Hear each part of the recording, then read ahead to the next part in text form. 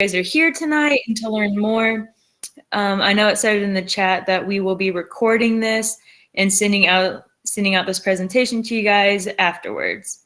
So let's get started. So again, welcome, and we wanted to give you a list of who your administration will be. So Mr. Ahaus will be your principal, Miss Maddox will be your assistant principal, Mr. Martins is your second assistant principal, and then your deans are Miss Terrell and Miss Tungate. And so here's a little bit more about your counselors. I'm Tori Robinson, Miss Robinson, and I am Miss Williams' substitute. But if we go in order, Miss Murphy has students with the last names A through D. Mr. Powers has students last name E through K. Miss Rodman has students L through RI. And then Miss Williams has students RO through Z. And I'm kind of considered Miss Williams 2.0 for this semester. So if you have any questions, you would use my email. And then Miss Smith is our register and secretary. And so FCHS has where you graduate, it's called Graduation Pathways. It's kind of like a big umbrella term. And there's 3 different things that we need in order for you to graduate your senior year. The first one is you have your different diploma type, which we'll go into further detail about it later in this presentation. We also have employability skills, which thankfully all seniors do this, so you don't have to really worry about this until later your junior year, early senior year. And then our academic competency, which is the SAT and different other tests. And all juniors take this SAT, so you don't have to worry about this until your junior year as well. And some scheduling notes for future reference.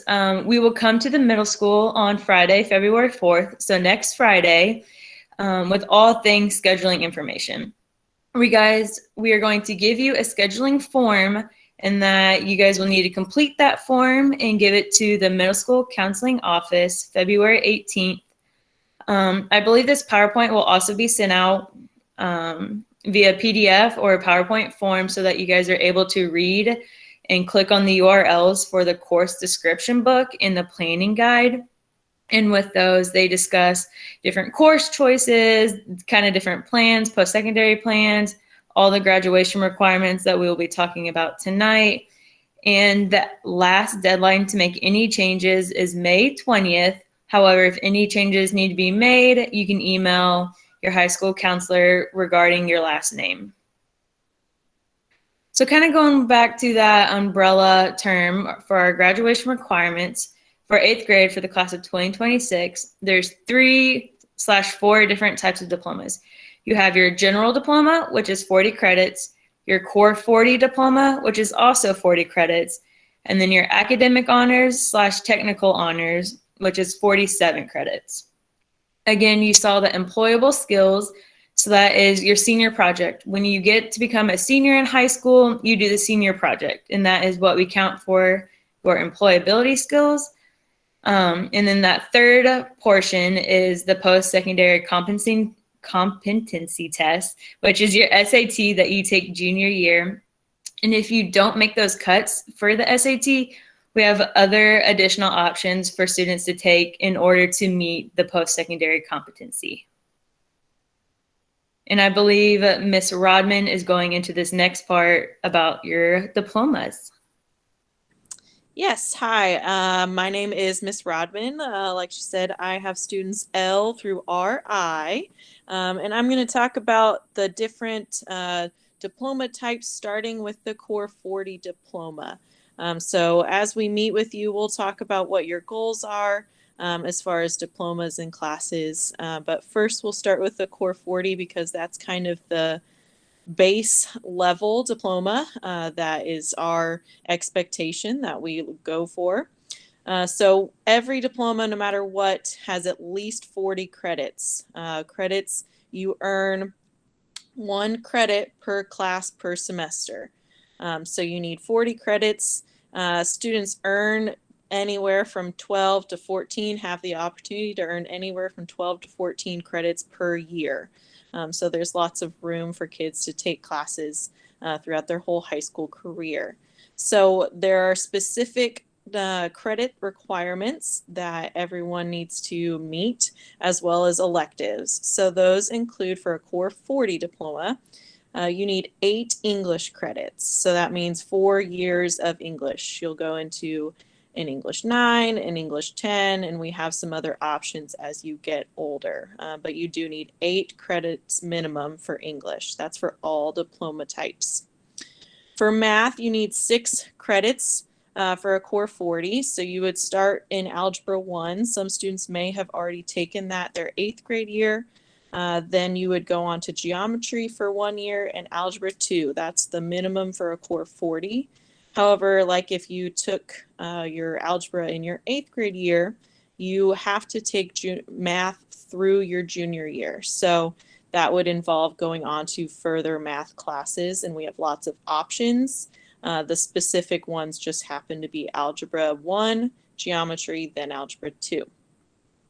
Science, you need 6 credits as well. So your first class would be biology. I honestly can't remember. I think we don't offer that at the middle school. So this year, so everyone will start out with biology. And then you'll go on to, you have some choices your sophomore year and on of the order. There's not necessarily an order, but you do need to have 2 credits in either chemistry or physics or integrated chemistry and physics. And we'll kind of talk about that each year, what is the best fit depending on math skills and science skills and where that will lie. You also have 2 credits of elective science, so there's a lot of options for that, whether it's interested in more of a medical science, we've got biomed and some science beyond that, or more agriculture, we've got animal science, so there's a lot of options for those last 2 credits in science. You also need for social studies 6 credits, so geography, world history, or AP world history. Some of those geography would be freshman year, or there's some specific requirements which we have on our course guide to be able to take world history as a freshman, or AP world history, which is more advanced. Your junior year, every junior goes into a U.S. history class, and then typically your senior year you will take econ as well as government. So you only have typically about 3 years that's required of social studies and science. Lastly, you need PE, and we'll talk about more PE options later on as far as what specific those are, but we have a couple of options for PE. But you do need 2 credits, which is 1 year of PE, and then you can optional take further options of PE weights later on if you would like if you play sports, that kind of thing. You do need 1 credit of health, and that is usually taken your sophomore year. And then you'll need 11 elective credits to make up that 40 minimum credits. Electives, we have all kinds of electives. We have family and consumer science, we have art classes. It can be, those 11 electives can be made up of pretty much any class that we offer. We just have to meet that 40 credits. And to earn a credit, as we have there at the bottom, you have to earn a D- or higher. So earning a D- or a C or an A, that earns you 1 credit per semester per class. Academic honors diploma is 47 credits. So that is the minimum for academic honors. That is a Core 40 basically plus some. So everything I just talked about in the previous slide, excuse me, is required plus 7 more credits, and there's some specific requirements. So some of those requirements are 2 additional math credits. So typically students will go on to take pre-cal. Sorry, talking a lot and choking up on it. So we have 2 additional math credits. You need 6 credits of a world language, or you need 4 credits in 2 different languages. So you would need Spanish 1, 2, and 3, or you could take Spanish 1 and 2 and French 1 and 2. Gosh, I got a tickle in my throat. Lastly, you would need, as far as credits, you would need 2 fine arts classes, which can be a lot of different options, whether it's music, family and consumer science, there's a couple of those, or there's some art classes as well. Then you also need some last requirements, but they aren't credits necessarily, like specific credits. And you just have to meet one of those following. So that involves AP courses or dual credit courses. You need either to take 2 AP courses. So if you take AP World History, that can count with your exam, as well as 1 more. Or you can take 6 college credits from dual credit courses. So typically that is 2 dual credit courses. And there are a lot of options. We'll go through some of those as well. And a lot of those are offered typically more junior and senior year. Or you can have a combination, 1 AP course or 1 college credit from dual credit courses. Lastly, for academic honors, you need at least a C- in all your diploma classes. So you would need to earn at least a C- in those English and math classes, at least, as well as when you finish, you need a 3.0 GPA or above, which is really meaning you need to average at least a B in your classes. Technical honors is similar to academic honors, so you can earn a Core 40 with academic honors, or you can earn a Core 40 with technical honors, or both, potentially. So a technical honors diploma is same thing where you have 40, the Core 40 plus more. So in this one, you need 6 credits in a college and career pathway. C9 is typically where kids go and they can earn a technical honors diploma, because you also need one of the following, either a certification, which you can get through C9, or 6 dual credit courses in that pathway, which you can also get at C9. And we'll talk more about what C9 is later on in this presentation if you have not heard of C9. It's our career center. You also must meet one of the following. Either you must meet the honors diploma dual credit course requirements, so those AP or dual credit courses, or you must earn a minimum score on an AccuPlacer test. And you still have to get at least a C- or above and finish with a 3.0 or above. And I think, so this is just an example of freshman semesters, 2-semester class schedule that typically freshmen will have most of these classes in her schedule. So semester 1, we're going to fill up with all those required basic classes that you need to take up the rest of the classes. You have room for 7 classes. So as you can see, semester 1 would be Algebra 1, your math, your English 9, biology for your science. We would place you in PE. Typically you take geography or you take a foreign language. We don't want to load you up too much. You would take an elective or band or choir, and then a study hall. And that would be basically for both semesters.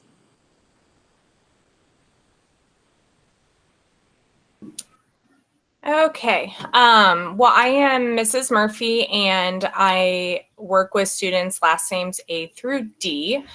So I am going to cover a couple additional things, including PE, which tends to be the most confusing.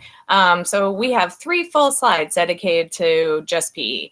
But I do want to mention, I know Ms. Anderson has done a great job talking to you about diplomas. I know this is a lot that we just kind of threw at you, but we will meet with your students every single year and go over their diplomas and their requirements. So obviously we're not expecting you all to, have this all figured out right now. But when we do go to the middle school, we are going to fill these out with your students. So we are going to go through by subject, by class. We're going to have, our goal is to have them filled out before they bring them home to discuss with you. So I know sending them to high school can be a little scary and overwhelming. So just know that, we will help them and guide them as much as we can. And so we'll kind of figure this out together. So there's a lot to go through, but I just didn't want you guys to be overwhelmed. So, excuse me, I'm sorry. yeah. Are the parents given the opportunity to meet with the counselors before the kids are required to turn in their schedule? Yeah, we can definitely do that. Usually we give them about 2 weeks to turn in their schedule. And even after that, the last day to make changes is the last day of school. So even if your student turns in a schedule and then you decide you have questions or you want to make changes, you can still meet with the counselor even after they've turned it in. So we can change it at any point up until the last day of school. So don't feel like you have to try and get it scheduled with the counselor in that 2-week period. You pretty much have all semester to get that done. But you can definitely call, email, or schedule a meeting with them if you want to meet more one-on-one. That's definitely an option. Okay, so on to PE. So PE tends, like I said, to be the most confusing, and we will spend a lot of time going over this in the classroom. But the reason it's the most confusing is because there are just multiple options to meet this PE credit. So the 3 options are your traditional, pretty straightforward. You take 2 semesters of PE. Ideally, you get them over with and you take it freshman year. We know sometimes it doesn't fit, or there's, maybe you can only fit in 1. As long as you have the 2 credits of PE by the time you graduate, that's all we care about. The other option, if you are participating in a sport, you can actually substitute weights for your PE credits. Starting last year, you do have to be in a sport to take weights as a freshman in order for it to count as your PE credits, because the weights class alone doesn't meet the standards for PE, but taking the weights class plus participating in some type of FCHS sport or activity, those 2 things combined do meet the PE standards. So if you are in, football and you would like to take weights instead of PE, you could take it both semesters. So one sport, you can take both, weights both semesters. You don't have to be in 2 different sports to take weights both semesters. And I will tell you, a lot of your coaches are going to want you to take weights instead of PE anyways, but that will maybe be something to double check with your coach, because if they don't care, then you can kind of choose whether you just want to take PE or if you want to take weights. If you're in a sport, you could do 1 of each. So if you decide you don't want to do weights both semesters or PE both semesters, you could do 1 of each.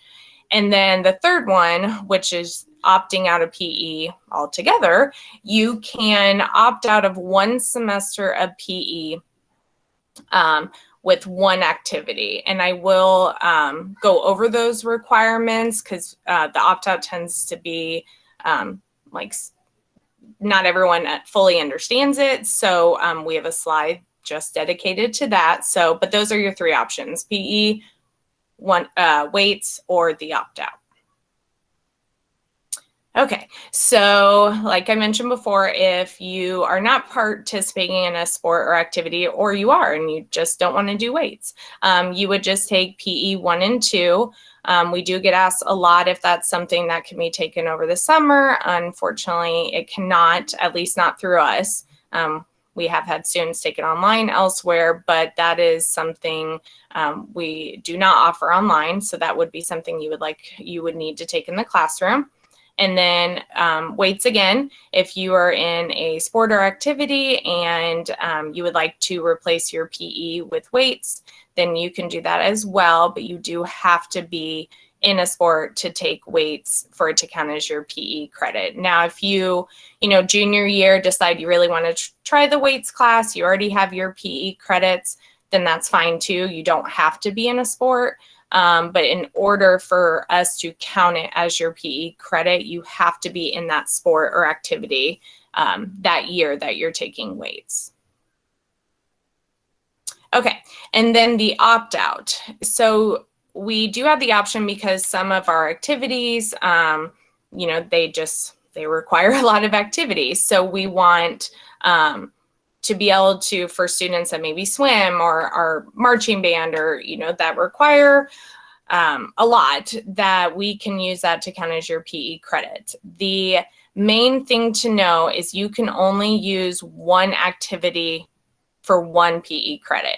So let's say you played soccer all 4 years, you can only count that once. So it has to be 2 different activities for it to count for both credits of PE. So if you happen to be playing soccer and then you also do marching band, which marching band is one that a lot of students use, then you could technically opt out both semesters. So it has to be 2 different activities in order for it to count for both credits of PE. So if you only do one activity, then maybe you do PE the other semester. Those winter activities, mainly swimming, you can kind of pick which semester you want to opt out of, but normally you would opt out of PE the semester you're in that activity. So the main requirements are, a lot of students think that just by participating in the sport or activity, you earn the credit. So we'll have students all the time saying, why, I did marching band. Well, did you do all the activities? Why? No, I, did no. So the main things you have to do first, you will attend an opt-out meeting. They will happen at the beginning of each semester. It's during that coach period, which is kind of like a homeroom. We announce it. We send an email out. So as long as, you check your emails, but we'll announce it over the PA that if you're opting out of PE, you need to attend this meeting.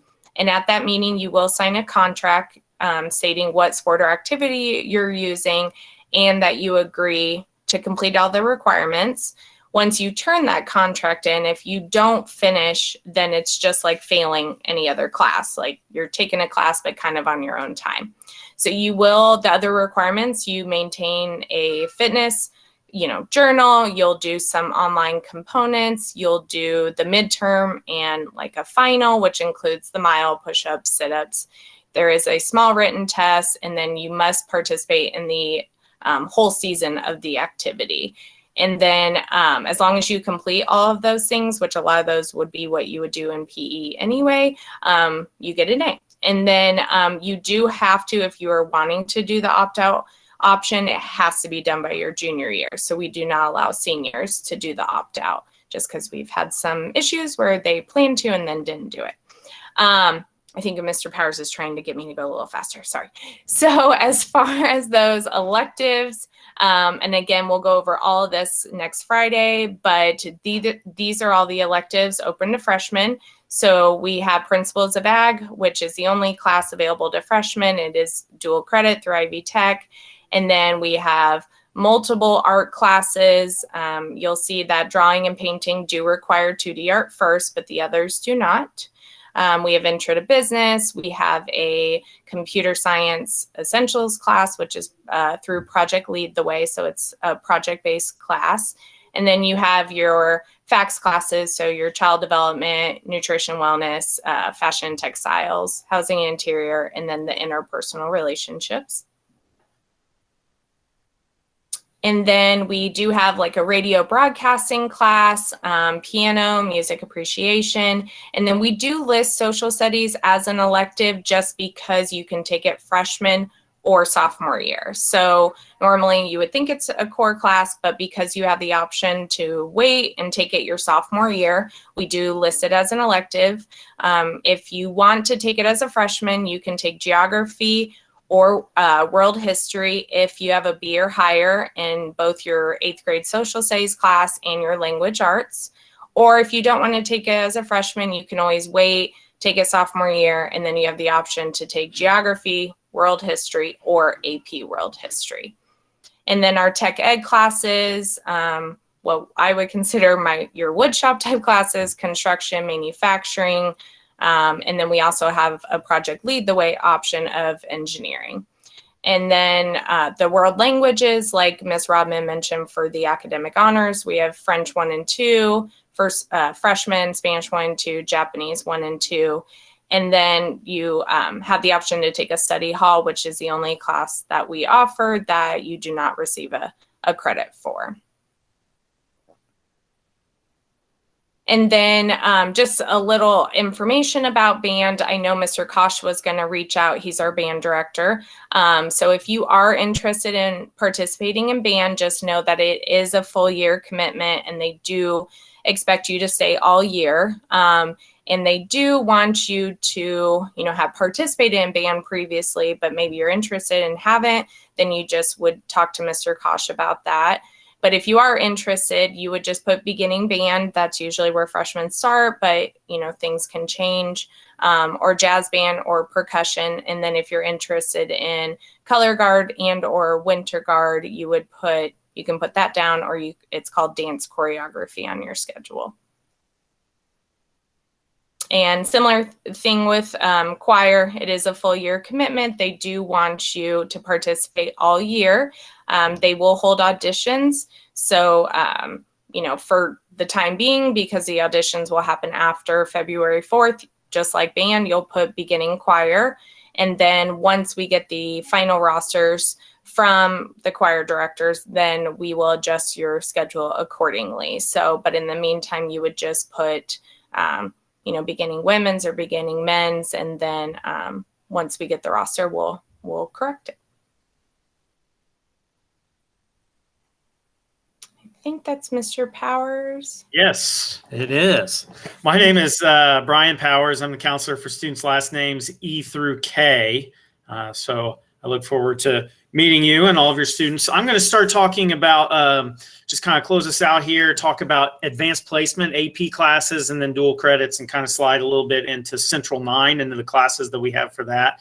So advanced placement classes, they are just that. They're advanced placement. They're a little bit tougher courses, kind of college level courses. As you can see on the list right there, we've got them in all kinds of subjects. We've got the science classes, history classes, math classes, the AP Lang and AP Lit. Those are English classes. There's AP Psych, AP Drawing. So there's all kinds of different ones that we've got available. Now with those classes, there will be an end of year project exam, and you have to score, as you can see there, 3, 4, or 5 to be awarded the dual credit. So that's kind of one of the things. It's a high school credit no matter what. But then as far as the dual credit goes, the college credit that you would get, you would have to take a test at the end and score a certain one on that. If you see for AP US History and AP Government, those are both also Ivy Tech courses as well. So you do get the dual credit for that no matter what. So it's basically 1 credit per semester of high school, but like 3 credits of college credit if you get that. A couple of them are 3 credits per semester, and then there's one that's just 3 credits for the whole year as far as the dual credit classes go. So that's advanced placement. Now, a lot of these classes are going to be later, like your sophomore for a couple of them, but mainly junior and senior year. And then if you look kind of down there, AP Seminar and AP Research, those classes go together. So AP Seminar is the first class for that. And then AP Research is the second, the capstone of that course. And that kind of ties in with AP Seminar. So AP Seminar is a class where you first start by doing some research. You learn how to kind of get a little bit deeper in research on projects, on papers. And then the research class is like, they kind of describe it as like a thesis, where you work on one topic the whole year. So that's what that is. If you've got a kid interested in law or something like that, those would be some good classes to take a look at. Then the ACP courses, these are Advanced College Project. They're through Indiana University, through IU in Bloomington. You have to register with IU. You have to earn at least a C- to be awarded the dual credit. Now, the thing with this is, as long as you get the C- or higher, you get the dual credit. So it's not like you have to take a test at the end. You get the dual credit no matter what. If you look at those, ACP Composition, Public Speaking, and Literary Interpretation, those are kind of senior classes. So that's English classes your students would take potentially their senior year. ACP Business Calc, ACP Finite, those are classes that you would take after you take pre-cal, which will be on the next slide. And then ACP US History, that is your junior year. It's your US History class that you need. And then ACP Spanish, which is Spanish 4 and Spanish 5. You would take those, interestingly enough, after you take Spanish 1, 2, and 3. So kind of makes sense that way. ACP Chemistry 1 Honors, that's a class that could potentially be for freshmen. If you have a student right now who's in biology, taking biology right now, the next step for them could potentially be ACP Chemistry 1 Honors. If you want to go, or your student wants to go into the medical field, that's a good place to start for that. And then the last one is ACP Biology. And that course would be something they take, I would recommend really your senior year, because if you're interested, especially in the medical field, a lot of stuff that you're going to learn once you start in college, as far as the medical field or pre-med or anything like that, is going to be biology. And so just going into that and getting that fresh in your mind before you go into college is a good idea. But that's something we could talk about with your counselor a little bit more as time goes on. So these credits, they transfer through IU, like we talked about. And then the Ivy Tech dual credit, if you see all those classes, those you have to register with Ivy Tech, and you have to earn at least a C- to earn the credit as well. It's Principles of Marketing. That's a good class that your students can take. I believe their junior year. AP US History, AP Government. Those are junior and senior classes. The pre-calc, and then the pre-calc and trigonometry classes. Those are potential classes that we could have. I think we could have a couple freshmen taking those, but definitely students could be taking those their sophomore year. Principles of Agriculture is a class that freshmen can take. So that is a class that freshmen can take. It's the intro class to agriculture. So if they want to take any kind of agriculture class, all those classes you see kind of basically below that are all, you have to take that Principles of Agriculture class first. And then that leads into all the other ones, the Principles of, or the Agribusiness Management, Animal Science, and so forth and so on. One thing I will say about the dual credit courses is it's important to remember is the way they transfer from Franklin Community High School and the schools that you take them through, so Ivy Tech and IU Bloomington, might be different depending upon where your student decides to go to college. So let's say, for instance, you take, your student takes like P155 their senior year, which is public speaking, and that's an IU course. If they take that and they go to another college that's not IU, the school may look at that and say, hey, that's great. We're really glad that you kind of, took these extra hard classes. You still have to take our public speaking course, but this counts as 3 elective college credits for you. So just something to remember, that the way the dual credits transfer are a little bit different for whichever school they decide to go to, as far as that goes. And then we also have Central 9 for future planning. Now, for those of you who are not aware, Central 9 is our career center that we target.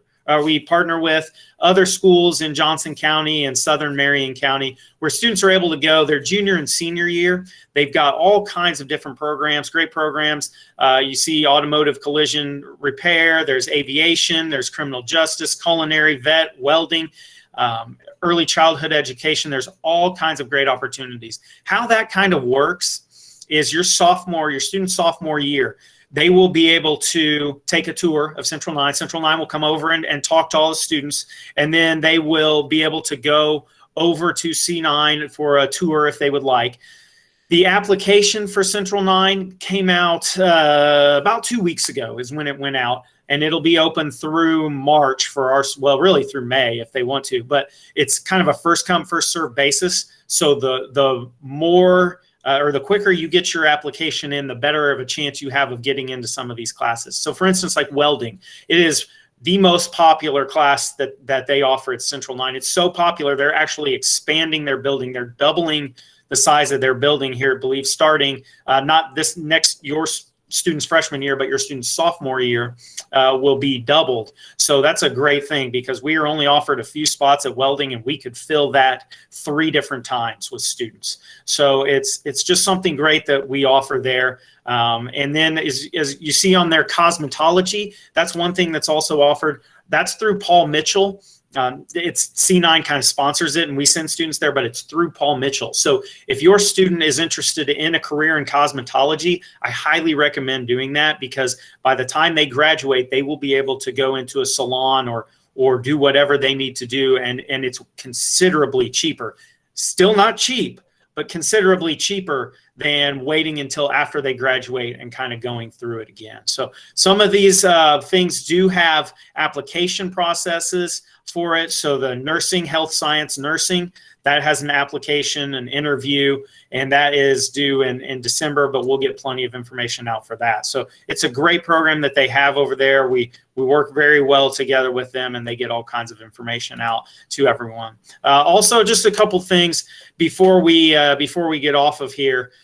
With we do have a bunch of other things that we partner with students or businesses around the area. So for instance, just yesterday we took some tours of different manufacturing plants, 3D printing, metal 3D printing areas in Franklin and in that area. And we're starting a partnership with them to send students maybe who don't necessarily want to go to college, want to get into a program where they work their way up, where they're able to start and work their way up through that business or through that company. And so that's something that we're really working on for students who maybe don't necessarily want to go to college either. We also work with Endress & Hauser, which is an engineering additive company in Greenwood. And they do a great apprenticeship program where students are able to go get their associate's degree, and they get that for Endress & Hauser pays for it while also paying them to work there. It's a 2-year program. We actually just had them in for lunch. A lunch and learn is what we call it, is where they come in and give us information. They just came in yesterday and kind of went over that program. So there's a lot of other things that we have. I know I just talked a lot about college classes and college credits, but for those students who don't want to attend college or aren't sure, we have plenty of options available for that as well. And then here, just scheduling reminders. We're going to schedule 7 courses each semester, whatever that is going to be. I mean, even if you get a study hall and that's not credits, you'll still have 7 courses. The year-long courses, once you get in to start scheduling, they'll have A and B. So like English 9 is a year-long course that'll be listed on the scheduling sheet as A and B. Class like Intro to 2D Art is just a 1-semester course, so it'll just have kind of a number on the scheduling sheet. We do have a course description book and a planning guide, which we'll send out to you, as well as we'll send out to all of the students and parents, as well as the video of this presentation. And then make sure on the paper you choose alternate courses, because there are going to be conflicts. Some of them aren't going to be able to be put in your schedule, whether it's because they're full, not enough kids selected it, so we're not going to offer it. But make sure you put alternate courses, because every year we have students coming in and saying, well, I didn't want this course. And then we go to their paper and we say, well, you didn't put anything down here, so we just had to put you in whatever worked for you. And so that's kind of an unfortunate situation for them. Like we said, we'll be at the middle school on Next Friday, to go over the scheduling, and make sure you turn in that copy of your scheduling to Mrs. Anderson in the office by February 18th, because if we don't get that, then we get to schedule you. And you might look at your schedule and say, I do not like this schedule at all. Well, we scheduled you because you didn't turn your paper in. And then the last day of school is May 20th. If you have any requests for scheduling changes, just email the high school counselor on who that would be. Another thing real quick, just a reminder kind of before we go, an email was sent out this was kind of attached to the email that we sent for the information for this meeting. There is an advanced manufacturing program that we're kind of looking to get started. We're not totally sure if it's something that we're going to be able to do or not, but we figured we would want you to attend the informational meeting. It's all Johnson County schools are kind of working together, but we're not sure how the logistics of it are going to go yet. So there's an informational meeting on it next or February 1st. So next Tuesday at 6:30 at Whiteland High School. And that will kind of go over the ins and outs of this program, what it will entail, what your student will need to do. Basically, you can potentially, and I want to say this is all kind of with an asterisk, because we're not really sure how we're going to do this, or if we're going to be able to do this, or if anyone's going to be able to do this yet. But the thought would be to complete complete high school with an associate's degree, and then you could be able to, we're partnering with a bunch of other companies around here. We're partnering with Lilly, Anderson Hauser, Milwaukee Tool, Cummins was involved. And so we're partnering with all of them to kind of get different experiences in those places as well. And I think it would be a great program. Hopefully we can get it off the ground, but we wanted to at least offer the informational meeting to you, because there are a couple things that will need to be done fairly quickly. And for you, and especially at that meeting. So if you have any questions about that, contact me. I'm kind of the one who they've gone to for it, but all the counselors do know information about it, but I can help you out and get you pointed in the right direction as well. So that's something to keep in mind. And then also with that, you could potentially look at getting a little tuition reimbursement for college as well.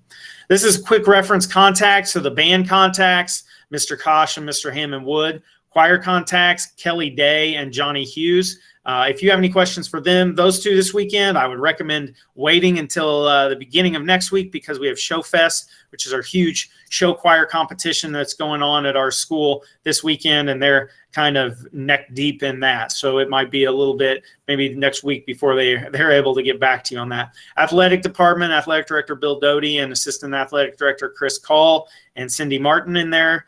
And then the middle school guidance, which you're only going to be able to use for a few more months. And then you'll be contacting the FCHS guidance department, which will be us. And freshman kickoff, this is very important for you to remember, is July 27th from 8 a.m. to 12 p.m. That will be at the high school. That's where you'll get your schedule. That's where you'll get to take a tour. You'll meet people. You'll go around, meet staff, meet faculty, meet all kinds of people. A ton of kids come to that. So it's a very good opportunity to see the school, get your questions answered, get your schedule, compare your schedule with your friends, snap your schedule to your friends and say, who's got this, when, and all that stuff. So it's a great chance to do that July 27th. And then there is a link here, which you'll be able to see on the PowerPoint with additional information about different courses and clubs. So you'll have the course description guide, which just kind of puts it into words. This is kind of a screen of what the teacher wants you to know about this. And this is also for clubs as well, all the clubs that we offer too. So that is the end of our presentation. We appreciate your time, and we're going to stay on here for a bit. If there's any questions, you can type them in, you can ask them, anything like that. And if you have anything else, apparently there's one more slide, but I don't have it. So I guess that's it. So if you have any questions, we look forward to meeting your students, and we can't wait to help them out and meet you as well.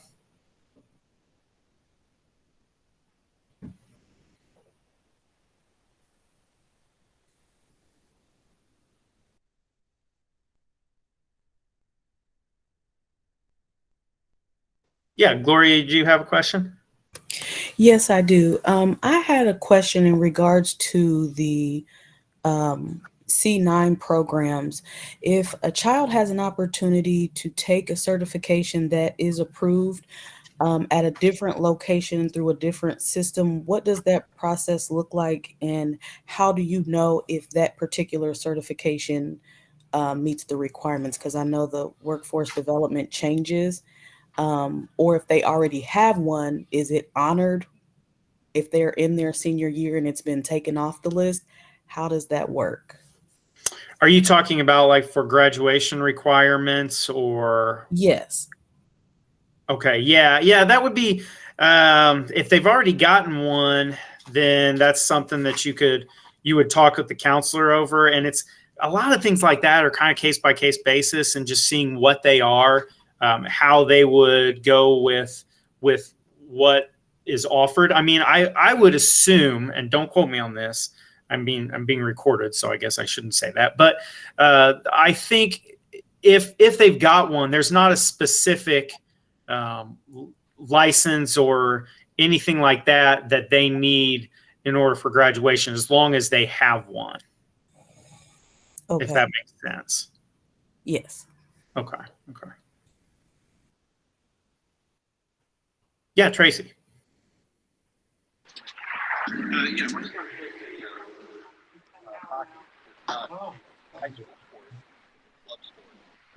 I can't hear you very well, Tracy. My son plays a high school hockey. Not part of your high school. Sorry, I'm sorry. I still can't hear you. Yeah, my son plays a high school, plays hockey. It's a club sport, not a high school sport for your district. Would that be considered a credit for his PE? So it has to be a high school, a FCHS sport is what we require for that. Okay. Thank you. Mhm. And also, is there a makeup day for the February 4th date? Because my son won't be in school that day. Yeah, so they'll pass out. They'll have the stuff there, and a lot of the stuff that we cover there is kind of covered on this as well. And so I think Mrs. Anderson will have some of the papers that they can fill out, and obviously, if you have questions, you can contact the high school counselor, and they can go over those as well.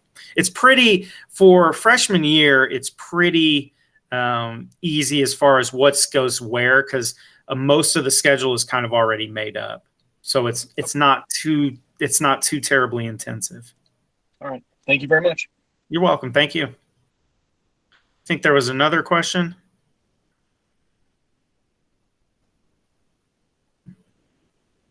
Yeah, Hunter. Well, it's not Hunter, it's his mother, but I just was wondering if you could go back to the slide that showed the date and time of the freshman orientation so I can just put that down. Yeah. Let's see here. It's 8 to 12 on July 27th. Okay. My All right, computer thank you. is. My Hey, computer Jenny, is. Jenny, this is Monica as well. But the kids were all given a paper to take home that on the back it has all of the important dates and the. Yeah, I don't know what I've done with that. Oh, okay. No worries. No worries. But it's on there. So and Hunter also has like in his email or his Google Drive, he has a Google folder that has a copy of all the documents as well. So just Okay. it's in there. I'm trying to get to it. Oh, you're fine. You told me I've got it written down now, so you're good. Okay.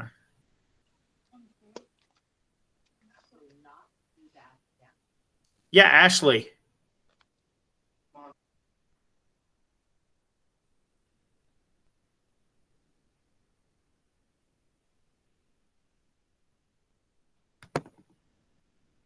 All right, we'll stay on here for a couple more minutes if there's any other questions.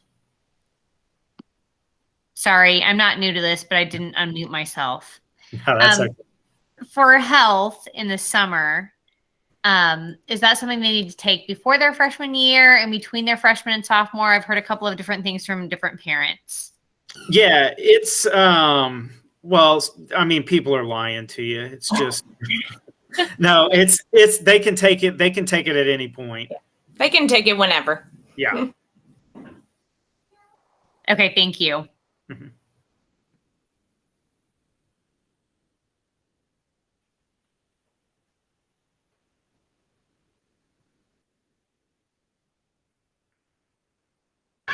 Do they need permission to sign up for the weights class?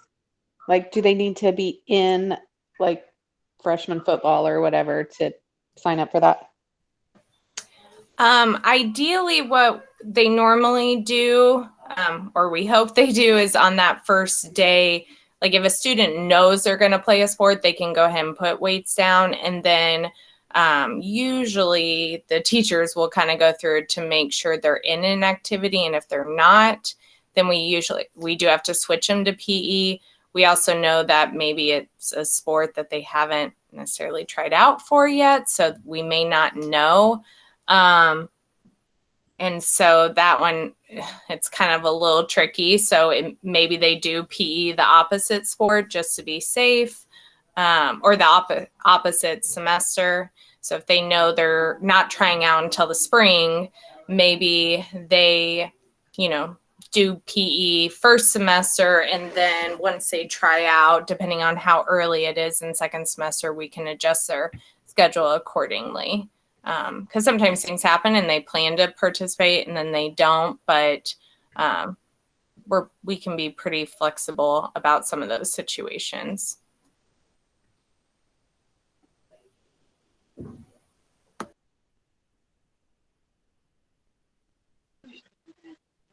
If a student goes to C9, what typical diploma do they go for? I have, they can get any of them. I have a student, I think we might all have students, but I have a student who's going to be getting the academic honors diploma. They can get the technical honors, core 40. I have one getting general. It doesn't limit them. It's a little bit trickier as far as the scheduling goes. And there's a couple things we have to do if they want to get the academic honors diploma, depending upon their schedule. But I have a student who did not take any classes before he came to the high school. I think he may have taken a couple classes, couple credits in there for like health or something like that. But he started as a freshman and he's going to get the academic honors diploma. He will have to do some work over the summer as far as that goes, a summer course. And sometimes, typically, there are a couple classes we're able to add to them that they normally wouldn't over the summer, that they're able to do. So going to C9 doesn't prohibit them from getting any of the diplomas. When you send us the information about the classes that are available, do you send us information on when they're available? Like, these are the classes we offer in the fall, these are the classes we offer in the spring, and these are the classes that are available in the summer? Yes. So we don't necessarily know when they're available, I guess, for the one semester courses. So the one semester courses, some of them, it just kind of depends on how the master schedule goes. Some of them may only be available in the spring. Some of them may only be available in the fall. It just depends on the class, the numbers, where it fits, how it goes. So we don't typically know that. What usually happens is for those classes, they'll just enter them. And then kind of when we do the scheduling, it'll I don't want to say work itself out but the way the scheduling works, it's able to kind of slide in where it's scheduled. So we don't totally know where or what time it's offered, but it does say, grade level when we send like the course description guide, it says what grade the students need to take that or anything like that.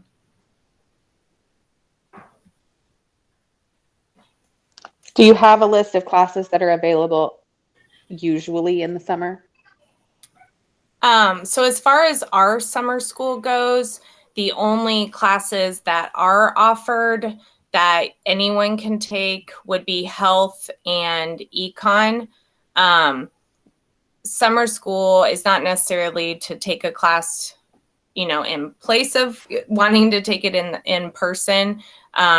Summer school is more just for credit recovery if you fail a class or if you just want a better grade, but they only approve students to retake a class or if they, for the reasons I mentioned before. But health and econ are the only two that are approved for anyone to take for the first time. So it's all online. You work from home. You only have to go in for the tests, but the fee is $100. So whether you take one or two, you pay the $100. So preparing for college and careers used to be on there, but that is a class that has been taken off their schedule for freshman year and will either be moved back to junior or senior year, or it'll be removed altogether from being a requirement that they need. So that's still kind of in the works. But so for now, just health and econ.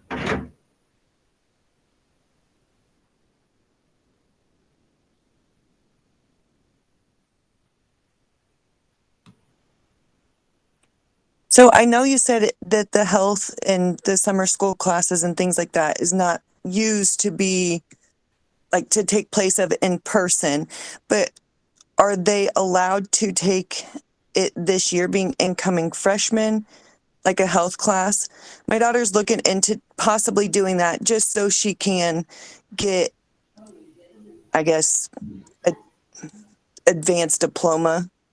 Yes, they can take health this coming summer. So summer school applications will be available. I think we either send it to Miss Anderson or somehow she just always has them. So, but yeah, she would be able to take health this summer before freshman year. Okay, thank you. Yeah. And then I did just share. You muted yourself. Yeah. Okay. I did just reshare this with Miss Anderson and then gave access to all of class of 2026. And then on slide, I think it's the 21st slide, I put in the notes, but it has a hyperlink for the course description guide. And then something called like the course planning. So you guys will have access to that as well.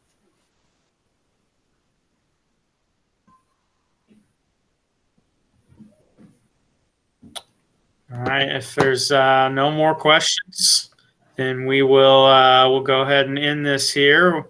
If you do have any questions, just you can go ahead and get in contact with us, and we'll take this. I'll put this on YouTube, and we'll send it out to everyone as well to watch. And if you just want to watch again, totally understand. So, thank you very much, and we look forward to meeting your kids.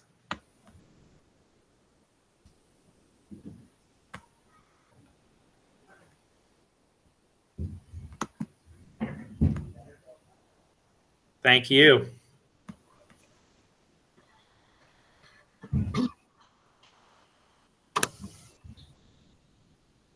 Wanna say hi?